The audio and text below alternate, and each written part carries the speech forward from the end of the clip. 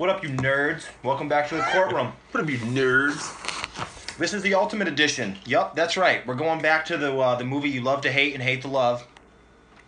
We are going to do a review of the Batman v Superman Ultimate Edition, which is a game changer. I thought the original was pretty excellent, but once again, we'll hop right into that. My name's Dylan. We got Nick and John. Yeah. Our buddy George is on a business trip. And by business trip, he's off to save the world, and he will not be joining us. Maybe we'll give him a call halfway through or something, maybe get his quick 2 cents on this, but who knows. We're going to get right into it. Just break his balls real quick. Yeah. What are you doing, Quarter? So, Work. Gentlemen, I'm going to just start this off by saying shame on the studio for... making these cuts. PG-13 movie. Yeah, I feel like this conversation shouldn't be happening, but yeah. Shame. Yeah. Seriously. Shame on the studio. The cuts were I was watching the Ultimate Edition, and it was like I was having a blast again watching it, but I was almost like angry watching it. Because every time something popped up, I'm like, wow, they cut that out? Oh, wow, they cut that out? And it was pretty much me doing that the whole movie in my head, just being like, this is real life. Am I alone in this, or were you guys thinking the same thing? No, yeah, I felt the same way. Of course. I mean, right off the rip, I mean, the first scene explains... So Dylan and I were talking about this because we couldn't keep it contained. We were waiting for podcasts or whatever, but... Couldn't make it! I said, he called me. I'm like, dude, save it for the cast. He's like, I gotta talk about it right now. Yeah, I had to, man. I can't control my things.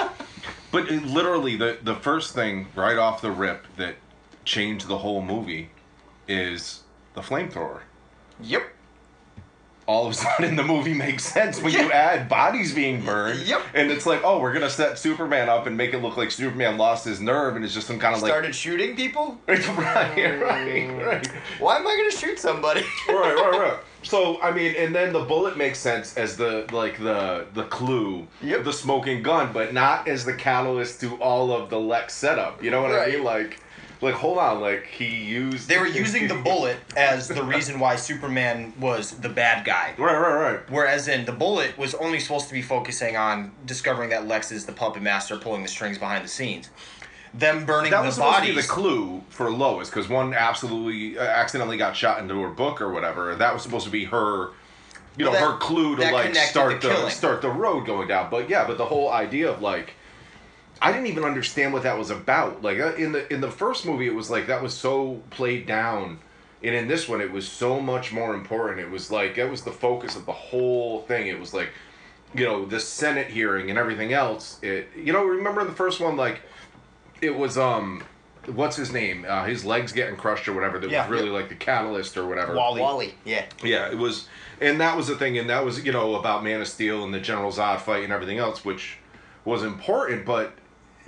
They didn't even, you know what I mean? Like, they talked about it a little bit, but they didn't talk at all about, like, what happened in the desert.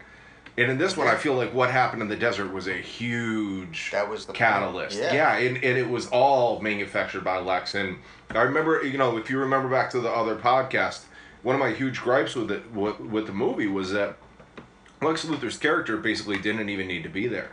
That it was... Batman versus Superman, and there was enough animosity between those two that they would have fought anyway. Yep. And in this one, there wasn't. Lex made all of that animosity. Right. Also, Batman, the brand killing everybody, that was all Lex too. Paying them off to do that. Okay, anybody with the Bat brand, kill them. Here's money. Yeah. Oh, okay. It was crazy. Did you guys feel like you were watching a completely different movie? No, I felt like I was watching the correct version of the movie. Like, remember when we saw it, how we walked out of it, and me, you, and Eric were, our friend Eric Richards, we saw it with them and the ladies or whatever. But when we saw it, the first thing like that we were talking about that we didn't like was the flow. We were like, why was it so choppy? Why was it so... That's why. Yeah, it was like I walked out and like, wow, did I just watch like one of the best superhero movies ever? But it was like crappy, but like it was epic. You know what I'm saying? Like it was like it wasn't like done well. Well, it didn't make any sense.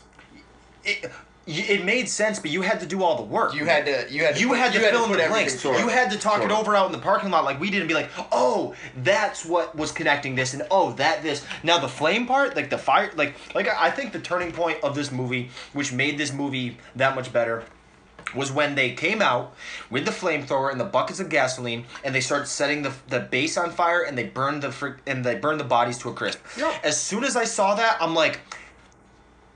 Two things. The first thing was, who the fuck decided to take that out and fire them immediately? Yeah. And the second thing is, that's all you need to add for me to That be was it. content. I'm like, if that is the only thing that you needed to add to this movie, I would have been fine with that, and I would have been like, thank you. Never mind all the other amazing shit that they took out. Right. I'm like, I mean, even if it's the small, like, imagery stuff. Like, I was telling these guys, when Lex pushes Lois off the building, and she's like, ah, and then he appears under her, and you're like, okay, that's beautiful. But then the next scene is just him, like, coming down and landing. They did a pan-out shot where it shows him kind of flying out towards the buildings, and I'm like, oh, wow, that, like, is really cool. Like, they cut that out. And I'm like, okay, that makes sense. Well, Because it's like, it's a useless all scene. the time in movies is that they have to trim. They don't want to trim, but they have to trim. And that's what they do. They give them... I mean, dude, it happens everywhere in the industry. The powers that be, for some reason, say... You're not Dude, like the stuff if they you take, trimmed was. But this is the thing. This is the thing is that somewhere at some time someone made the decision that like audiences aren't going to watch it if it's this long, so we have to cut. The audiences made that decision because you have all these fucking candy-coated popcorn movies that are like an hour and 40 minutes, and they're like, industry. It's the industry that does boom, it. boom, boom. It's the industry that does that. The industry does it with music too. They take radio edits.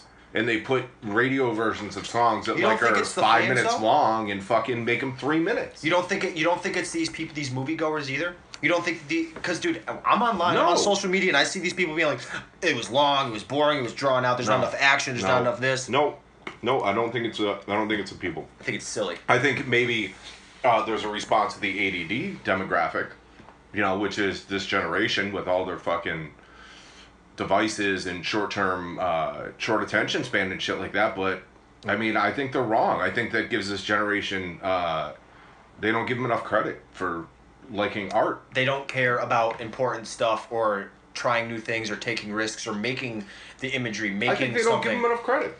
They like dick jokes and violence.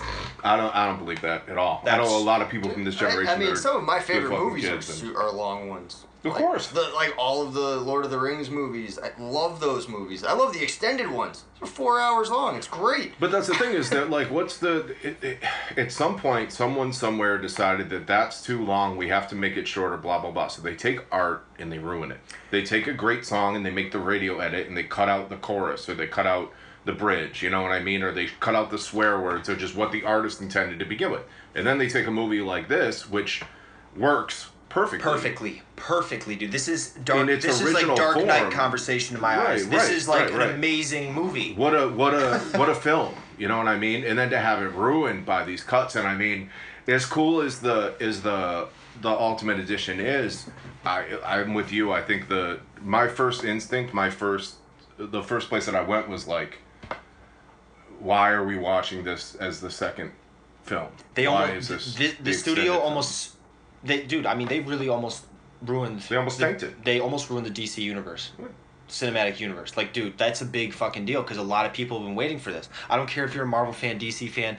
People have been waiting for this because Marvel did their cinematic universe. That's cool, but like now it's it's like in my eyes they're kind of doing the same movie over and over again. So now they're trying to fit. Like, I don't know if something's gonna change in phase 2 or 3 or 5 billion. I don't know what the fuck they're doing. But all I know is that we're waiting for this, and this is a different way of telling stories. They're clearly different in filming and how it looks, how it plays out, how they're telling the story. Everything. So like it's exciting, but You know it's what I was also just thinking about? It's also terrifying because of what you just said the other day. You're like, hold on, Dylan. Because I said, well, dude, at least we got Suicide Squad coming up. Now that we know that the Ultimate Edition is a masterpiece, Suicide Squad, and then you're like, well, dude, I don't know. Who's in charge of this? And I'm like, you know what? That made me think. You're right. Who is in charge over there? Because what if they fuck up another one and another one? And it's just like, dude, how many times? All these stories are R-rated. None of these stories are PG-13. Most DC, yeah. I mean, you well, have Marvel too. I mean, if to do them correctly and stuff like that, like there's some that you can get away with PG-13, but most of them, just like back in the day, like those Disney stories and stuff like that. Those are, you know, PG movies, and they have them rated G. Yeah. And again, it's all, you know, we want to have it PG-13 so the teenagers can go and blah blah blah. So we're gonna ruin our. Gonna go anyway. Yeah. Well, I went to the Crow. Yeah. I wasn't old enough to get into the Crow. I got into that. Trust and believe. I mean, look at the Deadpool thing. I mean, Sure. And I mean, they actually had the balls to do that correctly. An amazing movie. It was a fun movie to watch. It But was. it's just It like, was dude, a- I mean, it was a I lot was of sitting fun. in the theater and I was just like looking around. I'm like, you can tell the comic fans and you can tell the people that are just going because of the hype. Yeah. Because you look around and you're like, oh, well, there's that family with their their 5-year-old son and daughter, and I'm like, you don't know What what are this you is about. doing? Yeah, you don't know what this is So about. put a pin in Suicide Squad for a second. Yeah, we'll put it. So I was, you know what I was just thinking when we were talking was the sad Affleck meme. Okay.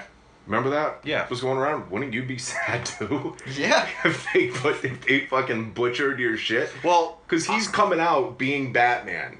Yeah. And he's already the underdog. For the heavy Daredevil, yeah, underdog. yeah. A lot of people. But that he wanted was to hated see on him it. so bad. but here's the thing. So bad hated So on him. bad, dude. Everybody hated on him, dude. So bad.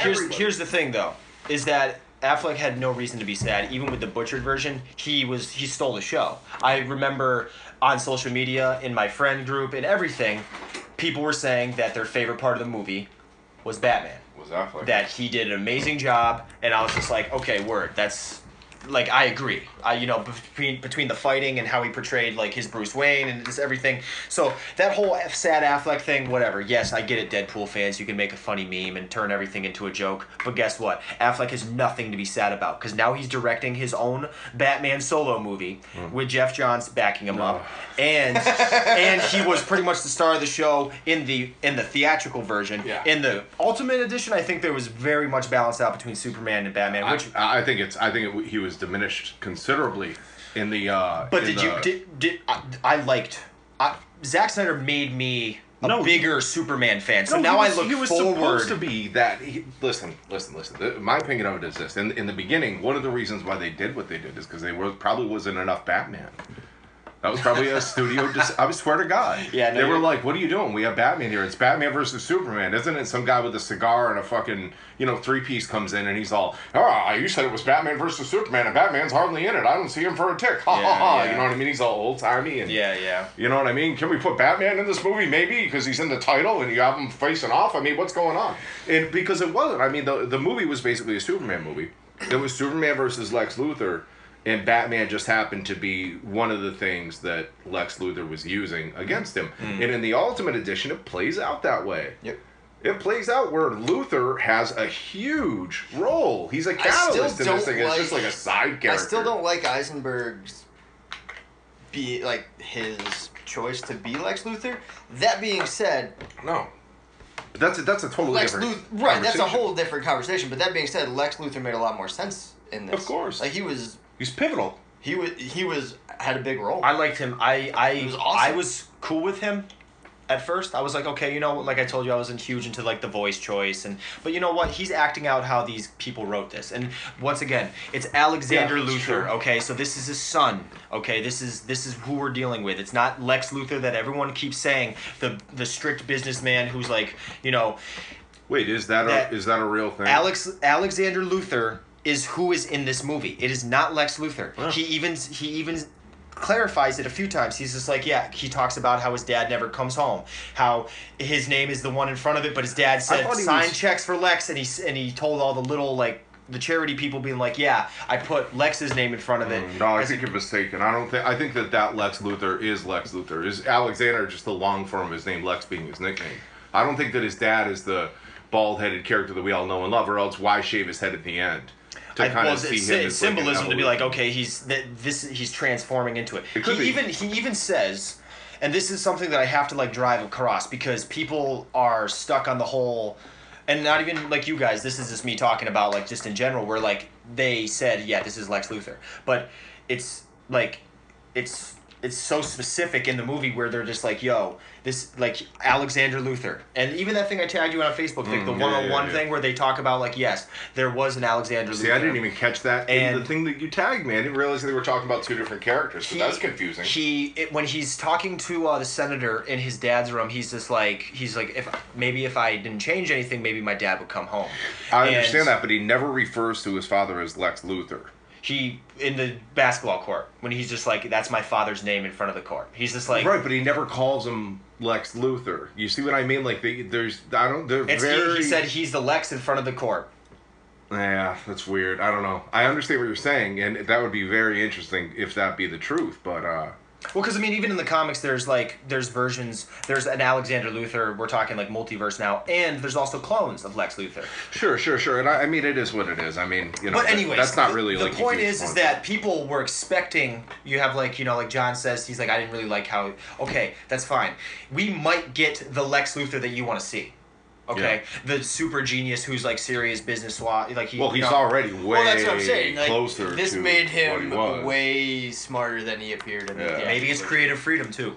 Maybe they're taking this creative freedom. Yeah. They're like, hey, and that whole shaving the head, and they're like, there's the not necessarily the metaphor, but you know what I'm saying? I said it in the first podcast. Like, I thought maybe like this was him just being an immature kid, and he's just like, yeah, he's smart. He's gonna manipulate things. But then he goes to jail and he smartens up and he turns into that guy eventually. Correct. Yeah, but he's already that guy. Like he's already there. He's already there. But now he's going to be a little bit more calculated instead of so cavalier with things, I think. Sure. You know what I mean?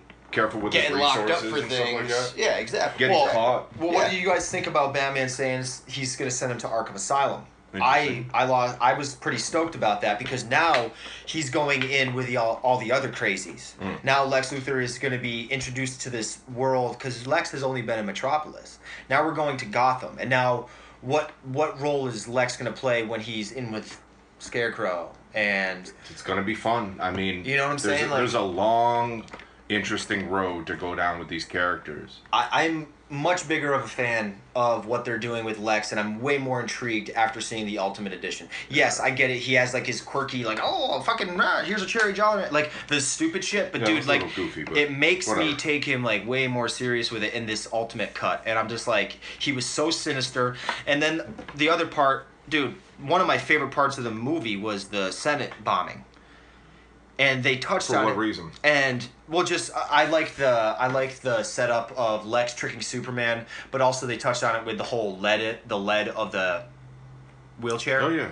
And I'm like, wow, that's a detail you left out. Cool, but they also said like Lois, Superman when he's standing in the middle, and so like I like the emotions of him being like, fuck, he tricked me, he got me. That was the big deal. But then at the end of that scene, he's like, yo, maybe I wasn't looking, but then. Even if he was, he wouldn't have been able to find out, you know? Well, they also, I mean, don't forget, too, that this is a younger Superman who isn't as adept with his powers as, the traditional Superman, the Golden Era Superman. Because the Golden Era Superman, I mean, from the time that it takes for a bomb to explode, could have probably blown it out.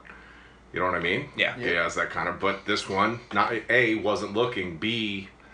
You know what I mean? By the time he makes the decision to react, he's helping people instead of preventing. You know what I mean? He's coming to clean up. Right. But my favorite deleted scene that they had was the Jon Stewart one. Like, being a big Jon Stewart fan anyway, big Daily Show fan anyway, it made it cool that, like, in this age of political correctness, like, how do you write... Because again, we just talked about this with the last podcast about Civil War, and about like bringing these characters into reality. How do you bring them into reality? You know what I mean? Like it's one thing for them to be in kind of like pseudo reality or whatever, but they're legit trying to bring these characters into where we live. They're trying to make it plausible that you can walk outside your door and see Superman. So I mean. Having Jon Stewart's commentary on it and having it be very, like, just as,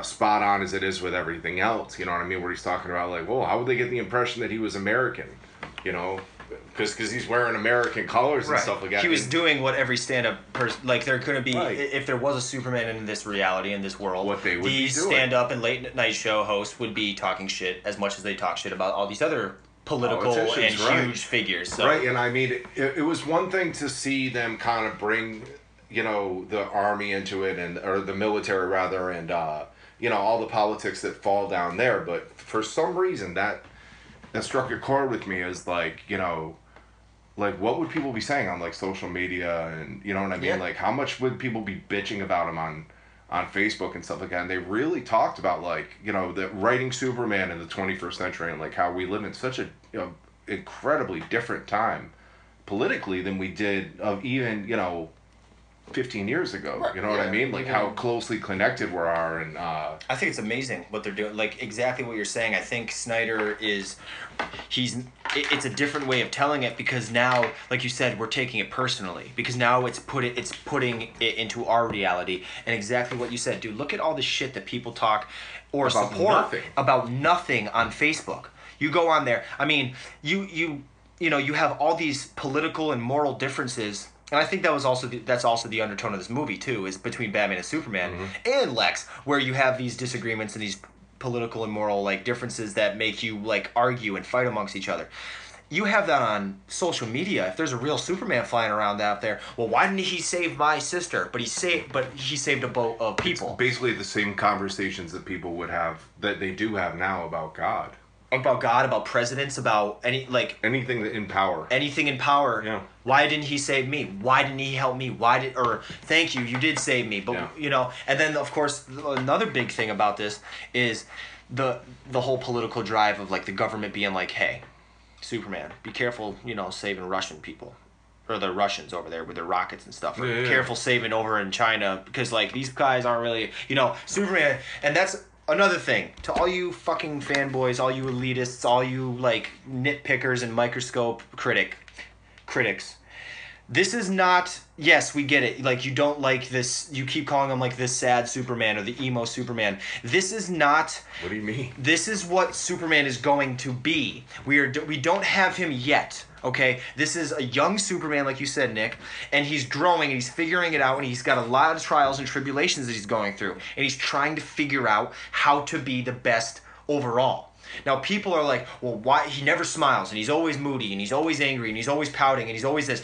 Yes, well, there's a fucking reason for that, because he's going through a lot of this stuff, and he's got to take care of us, people, humans, and whether we suck or not, he's trying to be the better person, and he's trying to be that light of hope and that motivation. And he exists in this reality. Right. He exists here. Right. He's not Golden Era Superman where like he's, you know, like they always. So people need to let go of that. They need to let go of that and be like, and Zack Snyder even said about this movie that this is as dark tone-wise that the DC universe is going to be. Sure. It's still going to take itself seriously, but there's a reason why he titled it Dawn of Justice, because the whole cliche darkest before the dawn. Sure. We are going to have, this is the lowest point, okay? And now we're going to build off from that point. Yeah. You know what I'm saying? And, you know, with Suicide Squad right around the corner, we're going to see why Batman's so dark in this, because that's obviously going to be a prequel.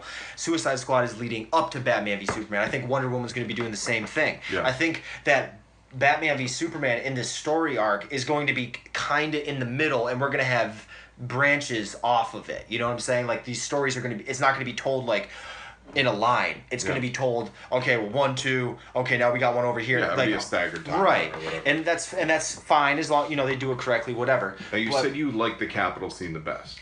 That one moved me. What did you think about the way in the Ultimate Edition that it kind of in the and I mean, I'm conflicted about this, but in the original version it was very, very sudden what happened. And in the Ultimate Edition, there was a crescendo to it. You know what I mean? It was a build up. There was that the chick who, you know, she admits that she lied about it. Their parents actually aren't dead, and then she gets pushed in front of the train. You know what I mean? There's like a crescendo of events before the actual bomb goes off, where you're like, oh shit, I know it's coming. You know what I mean? So seeing that for the first time before, like in the Ultimate Edition, because the story was so badly done, but it was almost like better. I thought in the original version. Well, I surprise wise, yes, because you're just like, oh, because they hit you. You're like, oh my god. You're like, what the? And then you're like, remember that? That was so heavy. Yeah. Yes, that and moment. all of a sudden, Lex Luthor started to be a bad guy and started to like. It was heavy. It was like, what are they doing? Now, to what you were saying about Lex, you're just like, dude, Lex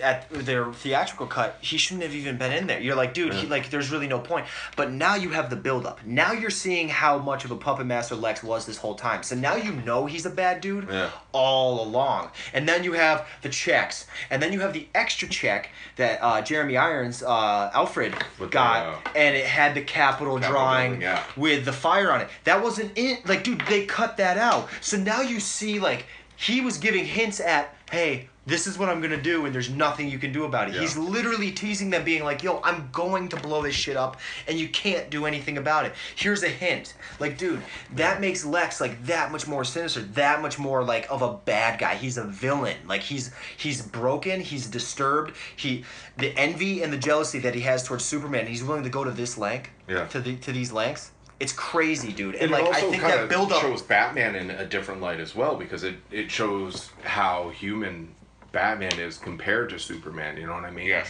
Like his beef with him or whatever, but like Lex fucking was out thinking Batman through the whole movie, and that's important. You know what I mean? In the theatrical cut, like there was no real sense of that. It was just everything was kind of, there were these great set pieces and these great characters kind of in a stew, but not really playing off each other or interlocking or whatever. And this one, like, he sent a fucking check to him, and Batman's in it. Why didn't I see this? Yep. And it's like, hey, idiot, you could have stopped it the whole time, but Lex played you. You know what I mean? Like a fiddle.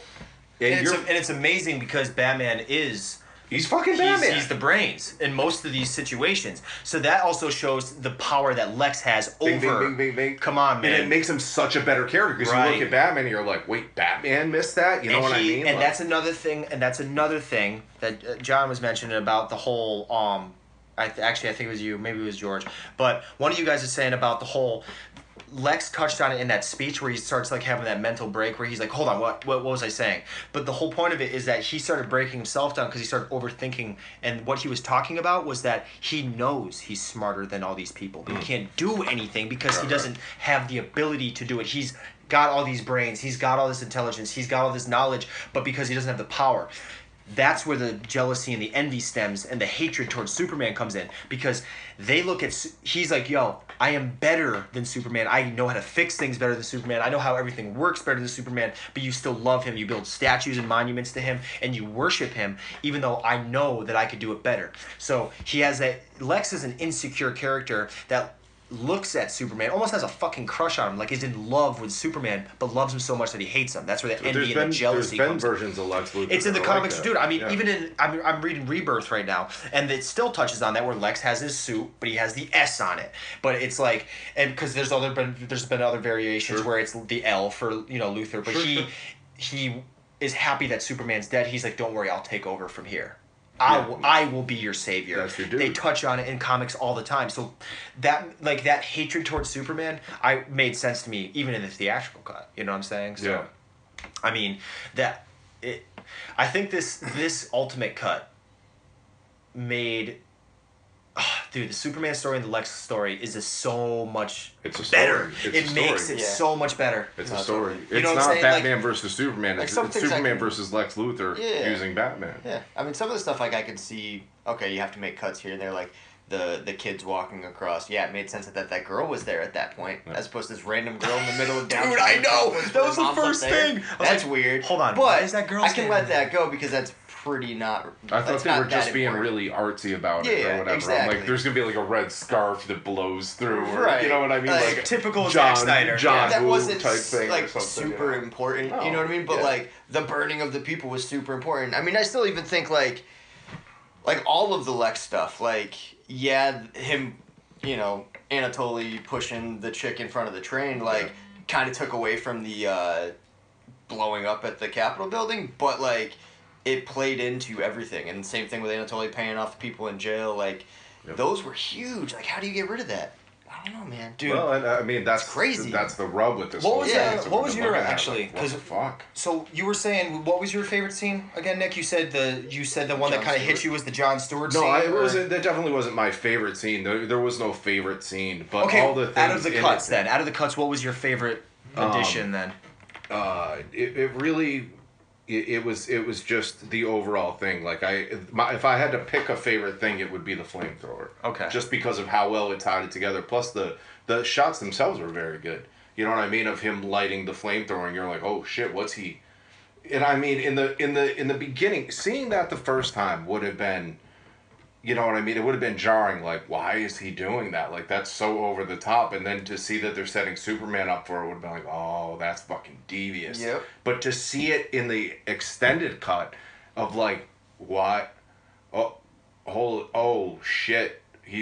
Oh my God, he's gonna burn him. And that's why it makes sense. You know what I mean? Like, it was jarring. It immediately started to create the picture that they had originally wanted you to see. It's like a friend trying to describe a story to you, and the whole time you're looking at him and you're like, dude, I don't have any idea what you're talking about. And then he gives you one key piece of information, and you go, oh, and you go, see what I mean? And you go, yes, dude, I understand, I get it. You know what I mean? And that was like the way that the flamethrower scene was for me, so that would be my favorite. What about you, Johnny? I mean, that's up there. That one I seems mean, like the pivotal one. That was one of the biggest ones. But I mean, I think even when Anatoly paid off the dude in jail to kill the people, like that made make a whole lot more sense. Sure. Because Batman isn't necessarily like realistically, somebody goes to jail, half the people in jail are there because of Batman. So like, why are they gonna kill somebody who's branded? Yeah. You know what I mean? Like, so it makes it make more sense. Like, okay, so Batman's being played off as a judge, jury, executioner when he's just putting people there, and he's just like, yeah, I put you there. You know? Yeah. It's like they made it make sense, and that's another reason why Superman hated Batman.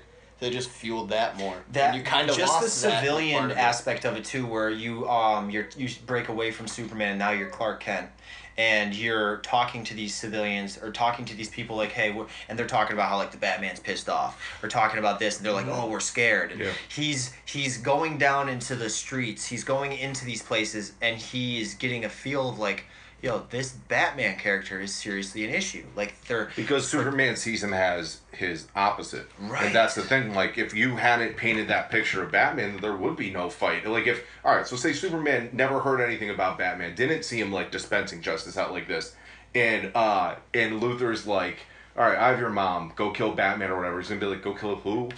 Some civilian? Right. No, I'm not going to do that. But because it was in his head already that what was going on with Batman was bad. And again, it plays into, it makes it probable that Superman would even approach him, you know what I mean? And on the flip side... His mom was the final straw. Right, but and then if he didn't have his mom, he would have been like, eh. The funniest thing is that, and this was huge for me, was when Batman turned the bat signal on in this movie.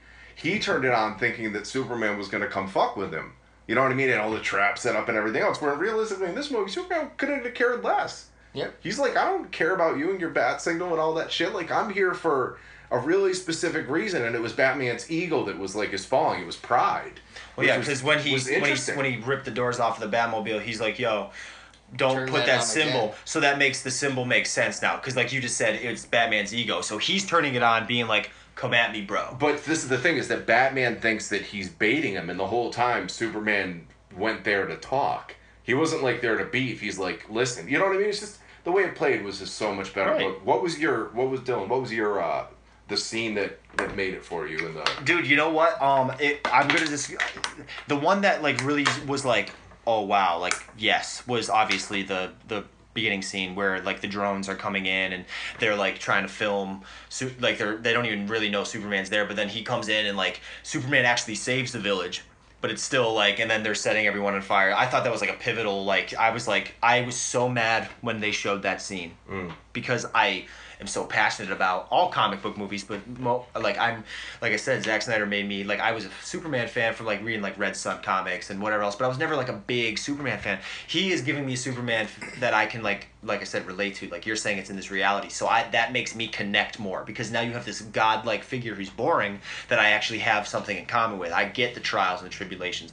So seeing that Superman gets set up like that and played like that, and seeing all these like it was such a big deal. And then like of course the Senate scene, and that was probably the scene that shook me the most when I originally saw it. But now they added that one little part where they said like, yo, the wheelchair was lined with lead, so he wouldn't have been able to see it anyway. So now you're like, you son of a bitch, like, oh my god, like you really are playing everyone, like.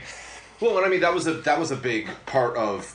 I mean, that, again, it was a subtle part of the story, but like, they had so many of those though. That subtle is the correct word, dude. Yeah. The cuts that they had, like even in the Batman Superman fight. Remember that when he knocked him down the alleyway for the second time before he put him through the building? Yeah. That wasn't in it. He knocks it. He hit him. Was it he? Because when he gets him in his face, he pushes him, and then he goes up to him, and Batman stands up and he's like, "All right, dog, let's do this again." Yeah. And he's like, "Okay, let's do it again." And he knocks him down that alleyway. Yeah. And then Batman's like, "Oh," and then Superman's like, "All right, dude, I'm sick of your shit." And that's when he grabs him and flies him up through the building, and then throws him down. So now at this point, Batman's even, Superman's being like, "Yo, like." Come on, man. You know what I'm about. Little subtleties that just make the thing, and that was, where when he's going to the mountain or whatever, and the guy who at the base of the mountains, like he's coming to die. Right. You know what I mean? Where he wasn't. He was just searching. But anyway, like that weighed heavy on his conscience because, like, this is the Superman that we have now. He's not an emo Superman. He's not a whatever Superman. That's such a basic way to think about it. He's a searching Superman. Yeah. He's trying to... He's growing. He's maturing and growing. Right. But I mean, and like they said, he's trying to balance his father's ideology of, being this good guy versus living in this world. And now, in this movie, having all this hate spewed at him. And like, is this the correct way to be? Is this the correct person to be? And he carries that weight with him because he wasn't looking. He wasn't looking. He made a huge mistake. And I mean, like, if you're Superman and you make a mistake that big... Like, that's huge. That rock you right to your core. But for Lois to find that out, that, like, you didn't make a mistake. It wasn't your fault. You know what I mean? Like, that's such a huge part of the story. Even with his mom, when he called his mom. Yeah. And, like, because it was cool how they made that scene. It was, like, a normal thing. Like, when you, like, hey, Nick, I need to talk to you about something, and I'll call you. Or, like, you know what I'm saying? Like, sure. I'll sit down and talk to you. This is something that he does often. Because his dad isn't around. So he's calling his mom. Like, he calls her late night and is just like, hi. And she's like, are you okay, hon? Like, you know what I'm saying? Like, and this is something that is human. You can tell. Very human. Exactly, dude. Like, this is stuff that we do. All these people that are sitting there like, oh, he's emo and sad. Guess what? You've done that before. Yeah. And you haven't had nearly as much as what this Superman has had to deal with. Like, dude, this dude's saving your dumb ass. And like, you're like that's where my complex always comes in. Where you always are like, I told you, like, you're balancing out the Joker with the Superman and the Superman with the Joker. Because there's a lot of people out there I don't really think are deserve to get saved. But that's where the whole compassion and turn the other cheek, and you have to ignore people's ignorance, and that's what this Superman is doing. He's getting hated on by so many. Dude, I mean, the protests, hanging the Superman, burning the Superman figure, saying like you're an like, and that also touches on the political problems nowadays. And you're an alien, get away, you're not one of us, fuck off, type of thing. You know, like that's stuff we're dealing with today. When he finally talks to his father in that scene or whatever, and the analogy, the story that his father gives him of the horses, right? There's an amazing story, which is like, listen, in this world that we live in, you can't save everybody. Right. If you save yourself, there's a very real possibility that by doing this action, you might be creating this action. Dude, they touched on it in Man of Steel too. Sure. You know, and should I let him die? Right. I don't know. I don't know. Right. Again, but I mean, amazing. But that's a huge problem with the Superman character, is the responsibility and the accountability to him. And when you take Golden Era Superman, there's none of that. You know what I mean? It doesn't really exist. Right. That's actually Superman right there. Ringing the wrong doorbell. Yeah, right. Can't believe it just fucking happened. But anyway, so revive. Yeah. Right. Are you Martha? Is Martha there? Dude, and we're back now to some of the cooler parts too. We touch on a lot of the heavy stuff, which I think is we need to, because there's a lot of people who take that stuff seriously. But that stuff needs to get addressed because it's great. It's what makes these films stand out. It's what's making these films different. But let's go to some of the cooler stuff. One of the things that I loved was when when Batman breaks into Lex's facility. And it shows the the surveillance footage of him just dropping down and picking that dude up and going back up to the ceiling, and you see like the glowing eyes real quick, and he jumps. Dude, they're making Batman like a gangster in this movie, dude. Like, he is dark and he's scary. You know how they always talk about like the criminals fear Batman, dude. Look at him. He's terrifying. Yeah. He's like, it's awesome how it's awesome how intimidating they're making this Batman. And this like that little scene, and they had a lot of that throughout the movie where like they just cut little bits and pieces like from that Superman Batman fight, like kicking him down the alley to like breaking into LexCorp, and he's dropping down and scooping dudes up like in the Arkham games. And also the general tone of the people around him, like the difference between like the Nolan Batman, where like they're a little shook about him, but they're not terrified of him. Nobody's like... This one, they're fucking terrified of him. They're like, yo, the Batman's coming. You know what I mean? People like, in apartment complexes are like, yo... Batman's gonna kill me. Yeah, dude. They're just like, yo, he's branded. That lady was saying, she's just like, yo, you guys got. If the only people that need to be afraid are the people that deserve it. It's just like, and she's like pretty much saying like, yo, if you're a bad person, good luck, because you're gonna get your ass kicked, dude. Basically, it's so good. It's so good. But they're in genuine terror of this Batman. You know what I mean? Which is an interesting thing. So, revised numbers now. Now that the Ultimate Edition has come out, what was your original number? Do you remember what you gave it? I gave it like an 8. I think I gave it like an 8.5. So now the revised version is out. What do you give it? It's not Dark Knight, so it's not like the 9.9. It's not the almost perfect 10. Yeah, again, you can't. That's a transcendent conversation. You can't talk about that movie. But that's my pedestal. Yeah, that's my pedestal. So I love Man of Steel. Man of Steel, I think it got really close to the conversation of Dark Knight. This is easily. Right now it's Dark Knight, and then you have Man of Steel at number 2. Right now, Man of Steel and Batman v Superman are like neck and neck. I mean, this is like a 9.5, 9.9.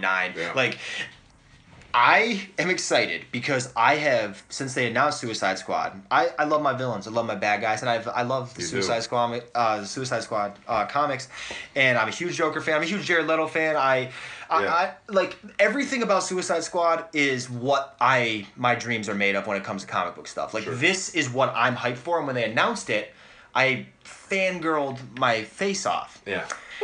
I watched this ultimate cut of Batman v Superman, and I am questioning if there is any comic book movie this year that could hold a light to this movie, including Suicide Squad. I think if there is one, like, yes, I enjoyed Civil War. I thought it was a good action movie. It like had some good parts to it, but please. I don't think it's even close. I don't think X-Men is. I don't like X-Men isn't in the conversation. Like, you can barely have. But these are good movies, though. These are no. X-Men was not a good movie. X-Men was a total shit fucking crap movie, in my opinion. At least I was like, okay, you know what? Civil War was a good movie. Civil War was a good movie. X-Men was a pretty good movie. Deadpool was an excellent movie, but it was a one-dimensional excellent. Yeah, but that's the thing with it. Listen, and that's a huge difference between Deadpool and. But hold on, this is what I'm saying though. Like, with these comic book movies, what other ones that we have? Is Doctor Strange coming out this year? November. Okay, so we have Doctor Strange, which I'm intrigued for. Sure. Okay, like, I'm gonna see it like as soon as it drops. Whatever, that's fine. Yeah. I guess we could include Killing Joke, but that I don't consider that really like something you can kind of put in this conversation. It's not. Okay, so we have Killing Joke, whatever. We have Doctor Strange. We have Suicide Squad in August. What other ones? That's it. Is that it for this year? Yeah, Gambit got axed. That was supposed to be October. Oh, with Beautiful Facey Face? Yeah, Beautiful Facey Face. Okay. Channing Tatum. I hate that guy so much. Do you really? I like Channing Tatum. Okay, so this comes back to it. I was excited for Batman v Superman once they showed the trailer with the Batman fighting. And I was like, sick, I'm hyped for this movie. I saw it, I was like, that's an excellent movie. I really enjoy this movie a lot. But at the time, like, after I rated it, I'm like, yo, it goes Dark Knight, Man of Steel, Winter Soldier, Watchmen. You know what I'm saying? Winter Soldier was so good. That was excellent. It was an excellent movie. And now that we have the real Batman v Superman Ultimate cut, this is easily, like I said, this is, when I texted you that, where I was like, dude, is this in Dark Knight conversation? Because that's where my pedestal is. That's where I hold stuff to. Everything gets because nothing has given me that feeling that Dark Knight has given me. And nothing ever will, though. I mean, it's just too. Well, but dude, look how good this movie is. Storytelling, imagery, villains, good guys. Still doesn't touch everything. Dark Knight. It's still doesn't touch Dark Knight, and one of the reasons for that is one of the simplest reasons for that, and it's that you can tell the Dark Knight story without using Batman or the Joker. You could take Batman out, you could take the Joker out, and just make them people and tell the story. You can't tell this story without one of them being Superman. They have to have superpowers and everything else. So the Dark Knight is on its own. And it's also just unfair how good Ledger did. It's just an incredible story. It's not an incredible superhero story. It's just an incredible story. And that's another thing, actually, that I wanted to ask you both. But yeah, okay. To answer your question, I don't know if I have high hopes, and I've had high hopes for Suicide Squad because it's everything that I will probably love in a comic book movie. Yeah. But Batman v Superman surprised the hell out of me, and I am so pleasantly surprised. This is an excellent movie. I'm a huge fan of this movie, and I've already watched it twice, and it just came out a little while ago. I love it. But this is something that I wanted to ask you guys about. Hold on, what was I going to ask? What were we talking about? Suicide Squad. Okay, now with Suicide Squad. Who did I talk to this about? Okay, the graffiti part, like the broken down building, this part of the city, okay? So will this make Batman v Superman that much better? Or, this is my question, okay? So Suicide Squad is in Gotham. So you remember when Batman brought Superman over to Gotham to, beat him up and, had the kryptonite spear or whatever. In that section, and even with the Doomsday part, he's, brought him back to this part, and that area is already destroyed. Okay, this is something it's kind of bugging me, and I want to know what you guys think about it. Is that section of Gotham going to be where the Suicide Squad movie takes place? Like how it gets messed up? Yeah, because, I was telling you, you see the graffiti on there, you have, the crosshairs, obviously, for Deadshot. It looked like the boomerang next to the Riddler, question mark. You have the Joe and the Kerr, you know what I'm saying, graffiti. I feel like, what are your guys' thoughts on that? Is that, something that's going to play into it? Do you think that's something that makes sense? To me, it makes sense. Will that make Batman v Superman that much better too? You know what I'm saying? I mean, I've always thought this was going to have some, insight, I guess, into it a little bit, but I don't know how much. I didn't know it was going to be this close, because I knew that, we're going to get the Batman, we understand why he's killing people, and he's pissed off. Obviously, that's the purpose of Suicide Squad. Anything that's reverse J.J. Abrams, I spoke to you about this a little while ago, that J.J. Abrams kind of writing, in Lost, where there's a polar bear on the island, we'll explain it later, and then they never do. Or there's series of numbers, or a trapdoor, or whatever the fuck, you know what I mean? And they never explained it.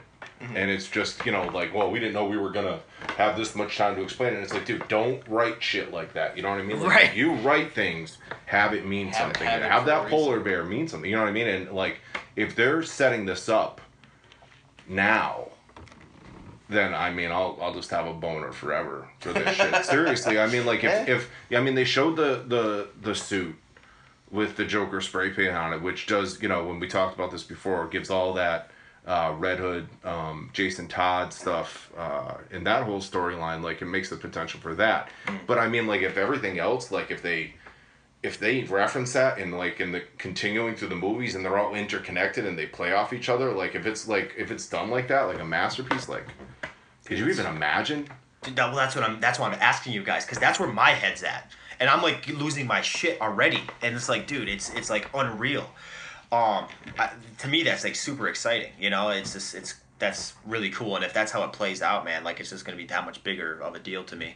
What was Did you guys have anything else? I feel there's a few other things that we need to No, I got to change my rating from rating, yeah, to an 8.5 or a 9. I think I was at 8.5, 9ish, somewhere around there, because I really enjoyed it. But I would drop my original rating down to an 8, and then this one's 9. Yeah, 9. It's definitely. It does do that. Yeah, it does do that. It makes me take back some things that I was like. But didn't we kind of know that that was gonna happen? I really hope they don't do that with Suicide Squad. I hope they don't nerf it and then put out an R-rated version. I hope they just fucking go all the way with it, and they're okay, look, here's one movie. We're not gonna try to make all this money, which of course they're gonna fucking do. They're gonna fucking do it, dude. I hate that, man. That's at the end of the day, and it sucks to say it. Money. It sucks, dude. I wish like I could Money ruins art. We could like just fund our own stuff where we don't care. Money and be ruins like, guess art. what? We're gonna give you the dopest shit ever. You know. Well, but I mean, we do get dope shit. But here's the thing. Here's the thing. Is that at least they did put out this version of it so that we could see it. It's true. You know what I mean? This At is least very it's true. out. And they put it out quick. Yeah. That's like, I mean, once again, going back to like Lord of the Rings stuff, Waited like you so had long. the extended editions. Those It was were, too long for me. A year after the original one came out. Yeah, but no one was talking about Lord of the Rings going, that didn't even make sense. Like, Right, where was this is Frodo true. in the whole movie? Right, And, like, the only commentary that this movie had that was about anything was like, how come nothing made any sense? So they were real quick to be like, well, Okay, hold there's a on. real version. There's an actual movie that was made. You guys are just gonna get to see it. What about out of comic book movies for you guys? Where does this stand? Because this is like an easy number 2 for me right now. Like, it's knocking on the door of Dark Knight. Yeah, I mean, it's definitely up there for sure. What is your favorite comic book movie, John? The Dark Knight. The Dark Knight. Yeah, I mean, But again, once again, that's one of those movies. It's an like, easy one. You gotta take that out. You can't. It's That's one of not- those that's things. everyone's I don't even favorite know if it's movie. possible to beat that. You can't. Like, I love Batman Begins and The Dark. Like, anytime you have an original movie, like, to do a sequel, you're already up against it anyway. Like, This like, might be, for very me- few times, like, the sequel to any movie is better than the other one. Yeah. And that one blew the Batman Begins away. There's 2 movies that I feel like that did, and it's Dark Knight and Matrix Reloaded. That's it. Matrix Reloaded doesn't. You can't bring that in. Well, no, I'm saying like sequel wise. You know what I'm saying? Like Right. where it was like I felt like I didn't think Reloaded was better than the original. The original was amazing. It The was. Matrix. It was But I mean, excellent. we can't fucking get into that conversation. It's too long. I know the man. Oh my Um, god! Imagine if we started talking about the Matrix, Jesus, Nick. Jeez. we would just not. They suck think we on talk it. a lot on this shit. Jeez, Um, you started bringing in the Matrix. God What damn. what was I gonna say though? Oh, if you take Dark Knight out of the running because you kind of have to, because Yep. you can't. Yeah. It just beats everything. This is true. You know what I mean? If you take that out of the running, this might be the best superhero movie ever. I made. agree. I loved this movie a It lot. was I mean, flawless. I And really especially- enjoyed Civil War. I really enjoyed Winter Soldier. I really enjoyed Iron Man 1. Yep. You know, I really enjoyed Guardians of the Galaxy. Okay, though, well, none the of best those have DC movie. anything. But even still, I don't feel like I like any of those anywhere near as much as I like those. No. As I I think like I- this one. Well, but again, I mean, Marvel and DC are 2 totally different animals. You for know what I sure. mean? And for DC, I mean, it's kind of easy to. Well, there's not a lot of DC. Yeah, there movies. hasn't been any. We have Green well, Lantern, no, that's which not is true kinda- because there's all the Keaton Batmans. Yeah. You know what I mean? Which If were we're gonna fucking bring those in, awesome. yeah, you're right. And this blows everything away. Dude, first of all, Affleck is. The best Batman ever. He's so good for this 40-something Batman. Henry Cavill. Is it Cavill? I can't fucking pronounce that. Yeah, Henry Cavill. Cavill. I always fuck it up. He's perfect Superman. The writing on Superman is phenomenal. Having Nolan there. I just hate how impatient everyone is with this Superman. How they call him like the emo Superman, and how he's the sad Superman, and he's not whatever. he's not their Superman. And I love. Thank you, Zack Snyder. A big thank you to Zack Snyder for taking these risks too. I think they're tasteful risks too. Where they, especially in Man of Steel, one of my favorite scenes was when he broke Zod's neck. And that was like, and not only was it the controversy part of it, but it was the symbolism of it, where like that was the next step of his growth, where he has. He's young. He's learning. Yeah, he doesn't he had know, to make dude. a choice. He had to make these choices. The Christopher Reeve Golden Era Superman was a different guy, and he was fighting different things. You know what I mean? What was going on there was different. He wasn't. He was in reality, but it was that like shaded joke reality. You know what I mean? Like nothing was real. Now everything is real. You know what I mean? Like everything is connected. And I think Man of Steel would still be, like I said, they're like neck and neck. I think there's a lot of stuff in Man of Steel. I would say this one kills Man of Steel in my book too. For Just me, to have that I just like the parental connection especially between him and his father, because like I like to connect with it, and I feel like some of these conversations I would have with my dad.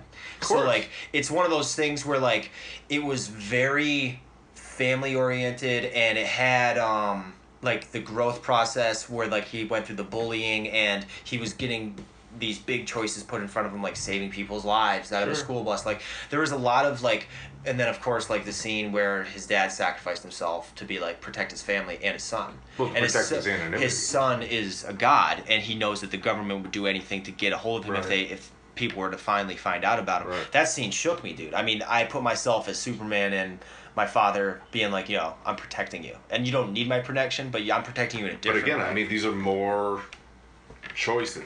It's all about choices and decisions made in the real world. Yeah, the point of me saying all that stuff is that Man of Steel approached me in a different way. This one is it's got the political and the moral and like the world we live in. Well, the first one was a lot of family politics. Yeah. And a lot of adoption, alien themes or whatever. But they're very neck and neck. Very neck and neck. I mean, I think that it's still Superman in the real world, and how that's such a difficult thing to have happen, and it's not. Also, anywhere. Not being a huge Superman fan. Like, Man of Steel made me a big... Like, I like Superman, but I was a big Superman fan after that. When you put him in this setting, it's a totally different thing. It's the same thing as, like, the Flashpoint paradox or whatever. Like, if you take Superman and just move him to the left an inch, everything changes. Yeah, Red Sun. The Red Sun. Yeah, Red Sun. If you move him to the right an inch, everything changes. When you're talking about that amount of power, you know what I mean? And you put it in the framing of the real world, it's the same conversation we had about... Spider-Man and everybody else in Civil War. That, if you're going to talk about life and death, and really talk about life and death, then don't talk about War Machine. Mm-hmm. You know what I mean? Yeah. He looks awesome when you draw him, and he's got 9,000 guns, and he's got a Gatling gun sticking out of his back, and a fucking rocket launcher on his arm, but what are those for? Mm-hmm. You know what I mean? Like, don't talk about that unless you're going to talk about the families of the guy who he's going to murder. You know what I mean? Without due process. You know what I mean? Like, this is really, really, really important shit. And you take Superman and you plop him down into this real world of ours, and all of a sudden, nothing is cute anymore, dude. You know what I mean? Oh, that guy you saved, guess what you did? You know what I mean? And everyone's got an opinion, and...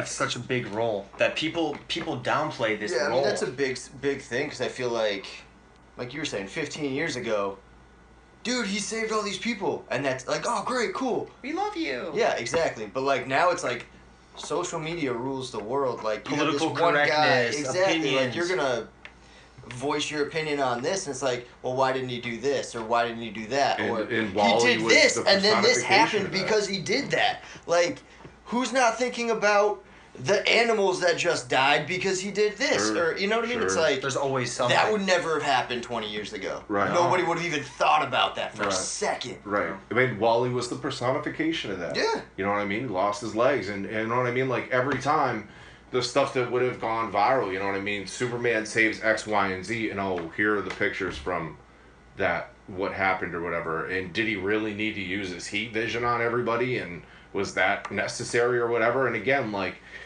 the masses like outcrying for justice and not understanding, like a lot of the situations, and I'm the last person in the world to sit up here and defend the things that police do that are wrong, but a lot of people try to put themselves in the police's shoes when shit's jumping off, and it's like, you weren't there. You weren't there. You know what I mean? Like, absolutely. I'm not saying like, police shouldn't be held accountable, but I mean, like, if you not with like things that are obviously, horrible, you know what I mean? Like the things that they've done that are so terrible, but like in the other things where, everything's against them. The target's always on their back, and some of them do it to themselves. Right, dude. But it's... and again, I don't want to get into like this huge political conversation, but I think a lot of people don't take into accountability the amount of fear in the amount of responsibility the police have. Right. And when you make snap decisions in the moment like that, they're human beings. And now guess what? You know what Superman is? He's the police, but for the entire planet. For the entire planet. So now put that in perspective. And his power is, he's omnipotent. You know what I mean? So like, go ahead and be that guy now. I laugh when I lurk around on these social media sites because I want to get information. I want to get the haters. I want to get the good people. I want to get the bad people. I want to see what everyone's saying. And I just laugh, and I'm like, dude, people don't know how to watch movies. And it's frustrating to me because I look at these movies this way, and I have conversations with you guys about this, and there's some people out there who will look at a Superman and be like, and all they'll get out of this movie is, he's emo, he pouts too much, he's not the Superman I know and love. That's crazy to me, dude. But I mean, and speaking of politics, that's, I love Christopher Nolan, you love Zack Snyder, and we're allowing things to change, you know what I mean? I think I respect Snyder, and I think I like his style of taking risks. I think that is respectful to comic book lore and Except to at the these end of characters, but he doesn't mind. He doesn't mind taking risks, and at the same time, like, dude, like I was telling you the other day on the phone, dude, if I'm a director and I'm working with you, like, I am gonna listen to what you or John say, but at the same time, like, I have some things that I'm like, yo, like, I really want to do this. Yeah. I think that Zack Snyder has a few, like, when he, dude, if I could have him and Nolan team up, that would be like my, They did. well, that, but continuously, because we got Man of Steel out of Christopher Nolan and Well, he Zack said he Snyder. never wants to go back to Gotham City because he, you know, what I happened just with I loved what I got out of Man of Steel with those two working together, Yeah, me and I too. think that if Nolan was always around with Zack Snyder, because you have Zack Snyder giving you like this imagery. Oh, that's another thing at the end. Nolan's a great balance, Right. system of check But and balance for Snyder, and Max- vice versa. Snyder's a great, you know, over the top imagery guy. Makes everything beautiful. No, because Nolan can be bland at times because course. he's so exacting. Of course. He's so methodical that you're perfect. just like, It would be an awesome Jesus combo. Christ, like, what are we watching? You know what I mean? It's like an art house. You know, like Inception at times was like, Jesus, like if this gets any more drawl, it's so full of itself. You know Right, what I mean? it is, it like is. if this gets any more full of itself, it's gonna like be in French for the next 3 scenes. You know, es uno le plan. Yeah, it's so Mire, good. It's so snobby. It's Yeah, so good. dude, it's just gonna be. It's like good. gonna You hate it, but you love transcend. it. It's gonna become like new wave, French new wave cinema. Back, because I know I touched on this in the first podcast with Batman v Superman about like all, because Snyder likes his religious imagery and stuff. At the end, I don't know if you caught this, but this is also another thing they cut out was when they're lowering Superman when he's dead or whatever, and he does a pan out scene, and you look at all the debris and all the rubble crumpling, and you see the 3 crosses in the Oh, background I didn't see that. as the. Well, he's like, dude, there's a cross, and they're like, wait, there's another. I'm like, dude, I bet you there's 3. and then John's like, "There's a third." I'm like, "Where?" And he points it out, and that's another thing that I like that Snyder does is that he lets you kind of play with it, and even you don't have to be a religious person, you know. Like I'm not even necessarily a religious person. I know the stories, and I know like The 'cause, mythology, you know what I'm yeah. saying? Yeah, you know the mythology meaning and whatever. So like, it's just cool that like you get these little things. And then when you find them, you're like, oh shit, the crucifixion, Superman died for our sins, like, you know. Yeah, I like that he's doing the whole like Unbreakable, like these are exaggerations of this, and Superman can very easily be the Christ story. Well, you know, that's what he's different going light, for. You know what I mean? So, Between Man of Steel and this, I mean, yeah. Superman is like the father sent the son to be the savior of the world. Sure, You know what I'm saying? sure, and then sure, you sure. have like the crucifixion, even the spear, the kryptonite spear. Yeah. You know, I mean, I didn't even connect that, but Jesus, that's laying it on pretty thick. Doomsday, the devil, the battle between good and evil. Yeah, You know what I'm saying? I can't even. I didn't even get the spear, dude. You know what Oh I'm my saying? God. Right? Spear. Snyder likes to add these beautiful, heavy things. But you know what? That's so thick. I think we all can say that this is a huge success and we all enjoyed it. I obviously in the next podcast is going to be the Killing Joke. We'll let George put his 2 cents in before we get like too heavy into the Killing Joke one. But guys, like usual, thanks for coming into the Comic Book Courtroom. If you haven't seen the Ultimate Cut, it's on digitally and it comes out in 2 July weeks? 19th. July 19th. 3 weeks. On Blu-ray, which I'll probably be buying one of those anyways just to have in the collection. But dude, it's so excellent. I mean, if you haven't seen the movie, shame on you, but shame on the fucking studio for doing these cuts. But we have the Ultimate Cut. It's dope. Yeah, definitely see it. If you were even leaning towards this might be a good movie, see it because now it is. It's excellent. It's an excellent movie. We had fun. Obviously, share the video, like, subscribe to it, and all that other fun YouTube stuff. Thanks for listening, guys. Have a good.